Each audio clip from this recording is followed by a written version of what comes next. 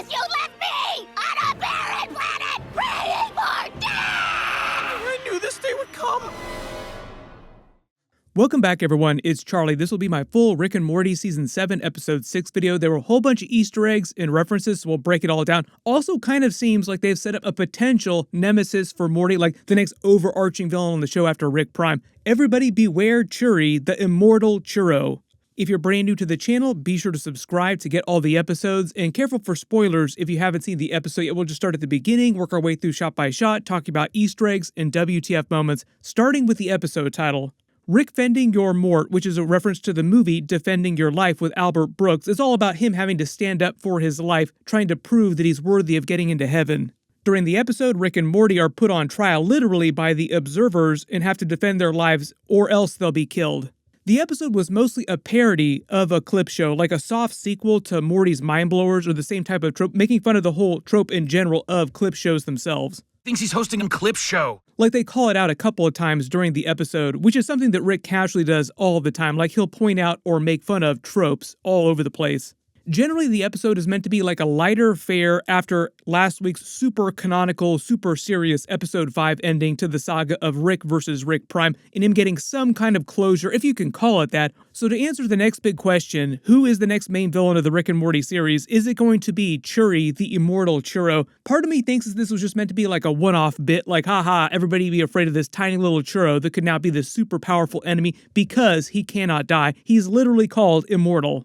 Theoretically, that would make him a threat bigger than Rick Prime, but remember, he only hates Morty and wants to strand him, unable to die, on a desert planet. Like he says, I'm gonna do the same thing to you.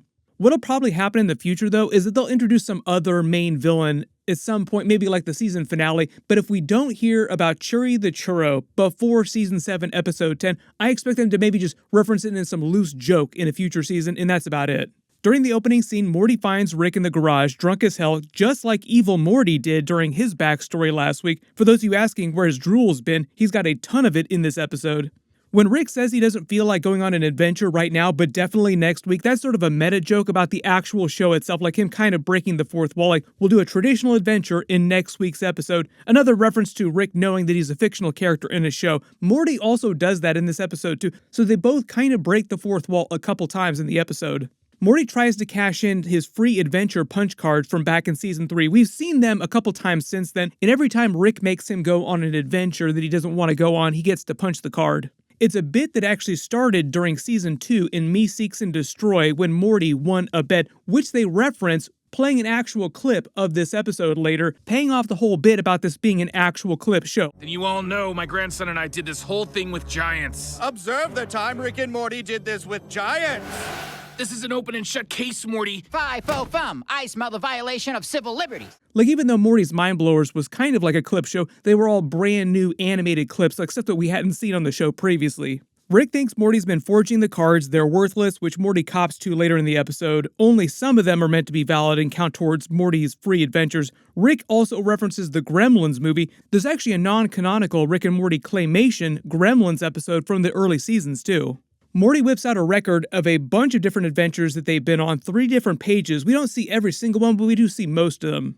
Zorbilok's Death Race just sounds like a parody of the Death Race movie. Memory Planet in a Memory of a Memory Planet sounds like a riff on Morty's Mindblowers, because this episode is kind of like a sequel to Morty's Mindblowers, and they show a bunch of vignettes of their previous adventures. Labradoodle Brain Heist sounds like something to do with Snowball or Snuffles, however you want to think of them. Interplanetary Cricket World Cup is exactly what it sounds like. Also, the fact that there's an interplanetary cricket league, like cricket is somehow the most popular sport in the galaxy, and Rick is a fan of it. Isle of the Mortysaurs sounds like Rick or Morty messed up and accidentally created a bunch of Morty dinosaurs that now live on an island somewhere. Beanie Baby Zombie Apocalypse ×2 sounds like Rick or Morty accidentally brought Beanie Babies back to life as zombies, then they had to kill them, but then one of them did it again and they accidentally had to repeat it. Dark Brunch just sounds like some sinister human spaghetti level type of brunch. Regional Plumbing Convention makes it sound like it was some regular convention that they wound up doing something super messed up at. Takes One to Know One sounds like it could be absolutely anything. Let me know in the comments what you think that one was. Getting good at yo-yo tricks sounds like something that Rick wanted to do and engineered some over-the-top crazy science plot to make himself like the greatest yo-yoer in the universe. Chicken sandwich waffle sounds like something that Rick wanted, like some kind of comfort food, but it's an actual dish in real life. It actually tastes delicious if you haven't had it. Soda can grenade business sounds like a Morty idea that Rick kind of hijacked, like Rick turned the soda cans into something more dangerous than actual grenades. Rick reveals that Morty lied about a bunch of stories that he read for an MS readathon charity at school, like he lied and wrote down a bunch of fake stories that he never actually read. Then Rick reveals he has a cosmic observer who records everything he and the family do 24/7 like a cosmic CCTV.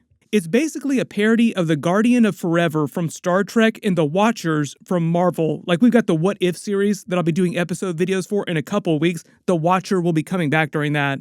We also saw live action versions of the Watchers during Guardians of the Galaxy 2. Hey fellas. Hey wait, where are you going? Hey, you were supposed to be my lift home. Rick makes a joke about police turning their body cams off and beating people up. Then finally they pay off one of the intro scenes in this week's episode with the Benjamin Franklin Pet Cemetery bit. In Side Note 2, in the trailer for episode 7 next week, the scene of Summer lifting Rick in the intro also appears, so we're getting like 2 episodes back to back with scenes from the intro, like they saved all the intro scene payoffs for like the second half of the season.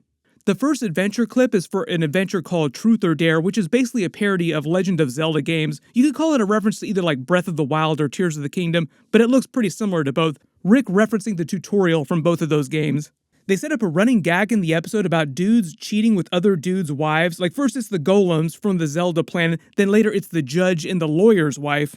Morty even comments on the fact that it's a big running gag at the end of the episode, like, wow, this happens a lot. Everybody hide your wife.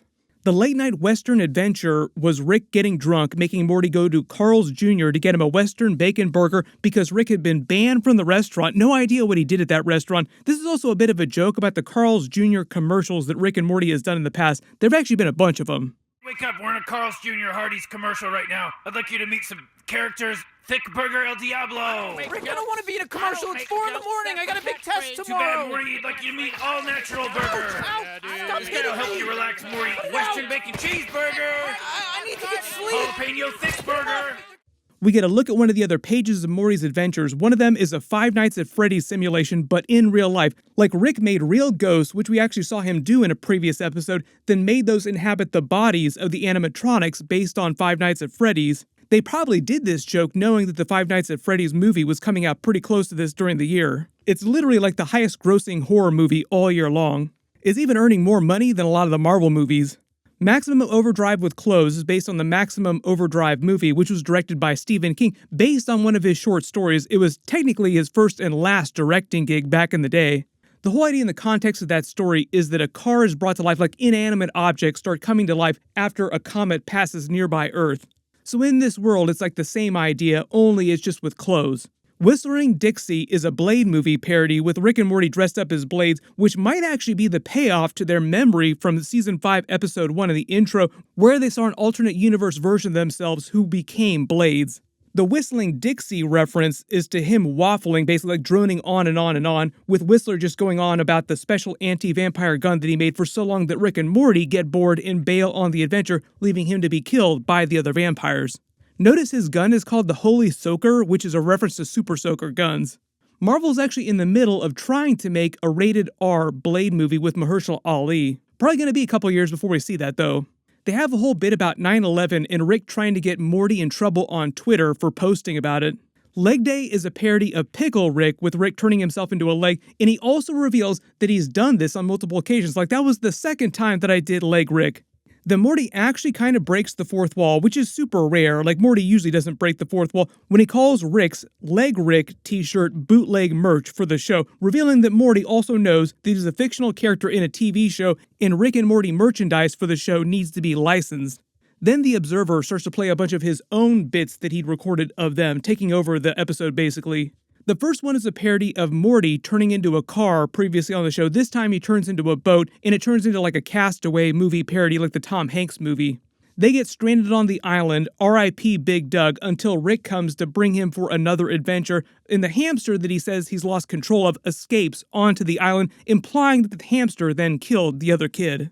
When the Observer mentions the series of clips he's got have a thematic connection, that's also a reference to something that Dan Harmon used to talk about during the early seasons of the show, I think season 1 or season 2, about connecting A and B storylines in an episode at the end of the episodes, and basically thinking of that as like a trope and not wanting to do it.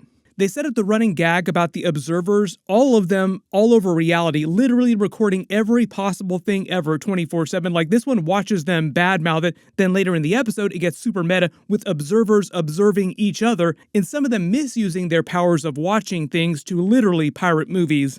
It comes back to harass them from the sidewalk, making fun of Rick trying to go all keto diet. The ape cyborg memory was probably one of my favorite just because it went so deep, like there were so many layers to this. First off, it seems like a Dragon Ball reference with it going Super Saiyan like their great ape forms and them fighting on an asteroid. Then it seems like this Salty Rick's bar was actually on the Citadel of Rick's when it still existed, and Rick would go there, and each of the different Ricks that would visit the bar would compete in challenges trying to make their Mortys do different crazy things. So it wasn't just C-137 trying to complete these challenges, it was like all these different Ricks that would come here trying to get their Mortys to do crazy stuff. Some of the other challenges were getting Morty married to Mr. Poopy Butthole, which we saw during Morty's Mindblowers, revealing that that was the result of a bet that Rick was trying to win here. Believing that he's a ghost, a murder-suicide pact with the US president, common law marrying a hippo means that he had to live with a hippo for over 10 years. So like Rick had to convince Morty to live with a hippo for over 10 years.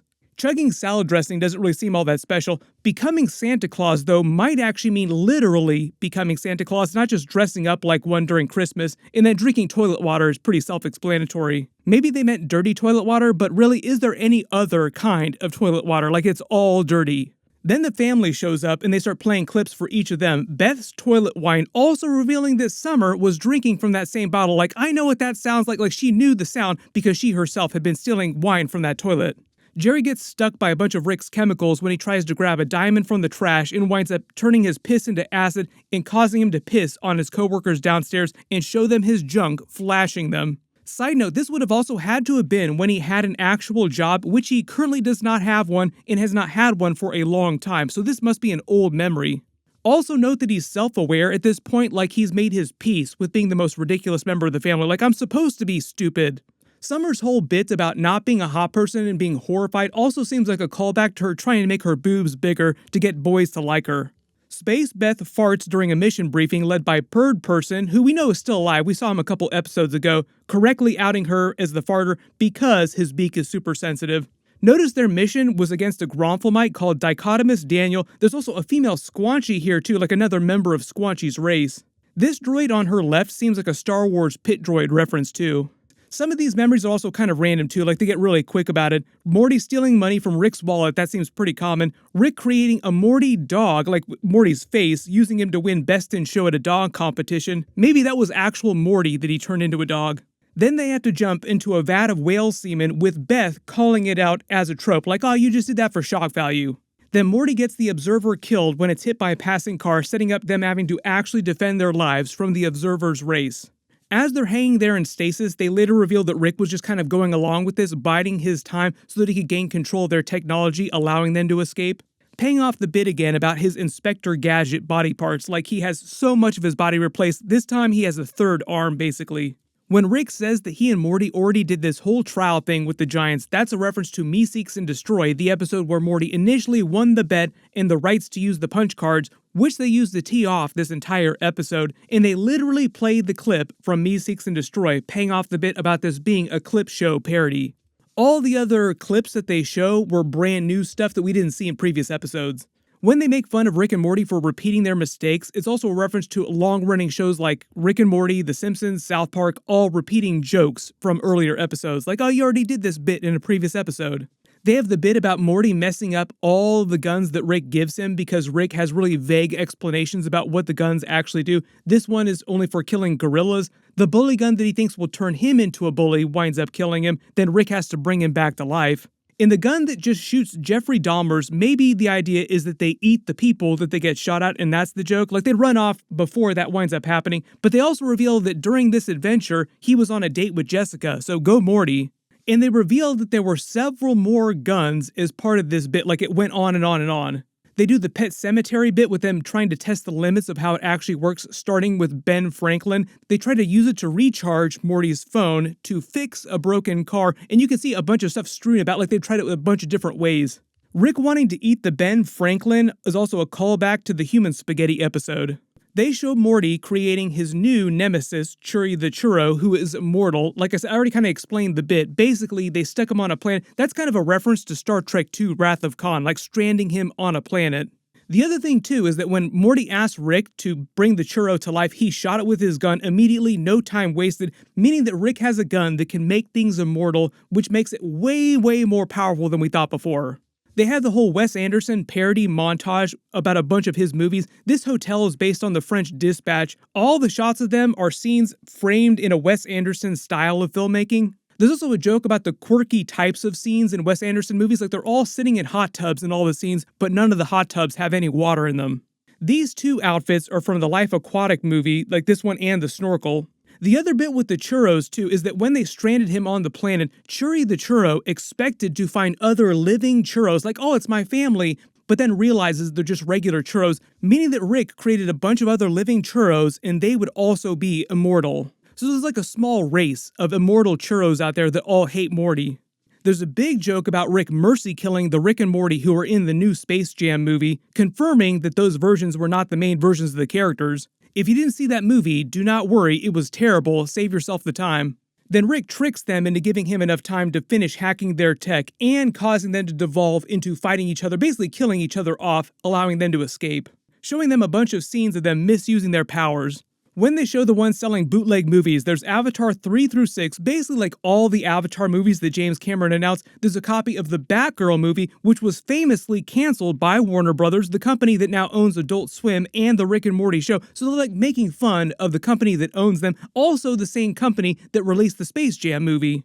He's also got The Social Network 2, a sequel to the first movie, an Oppenheimer sequel, and this one seems like a sequel to the Story Train movie because it's got the same character on the cover. There's a sequel to the Amsterdam movie, which itself was not a good movie, and there's a Babylon sequel movie.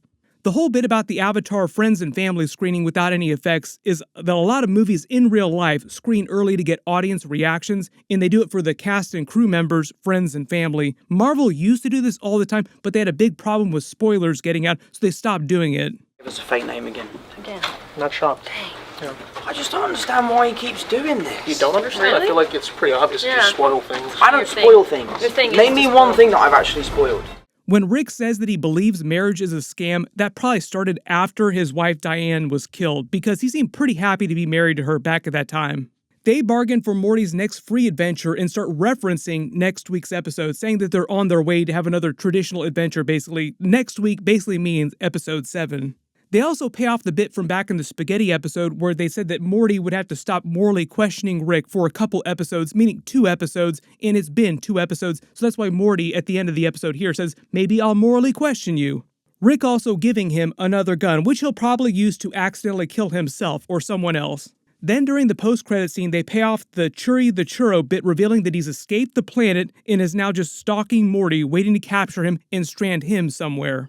There are a whole bunch of Easter eggs and references in the episode. If you spotted any that I didn't talk about in the video, just write them below in the comments and let me know if you think that they're going to bring this Churry the Churro bit back on the show, or if they'll just completely introduce a totally different main villain in a couple episodes. My assumption right now is that they'll probably wait till like the finale and they'll introduce like whoever the next real big villain is going to be. There's a bunch of big stuff coming up. Like I said, my What If Season 2 episodes will start at the end of December when they start airing. Be sure to enable alerts for my channel so you don't miss that. Click here for the trailer video for that, and click here for all my other Rick and Morty episodes. Thank you so much for watching. Everyone stay safe, and I'll see you guys in the next one.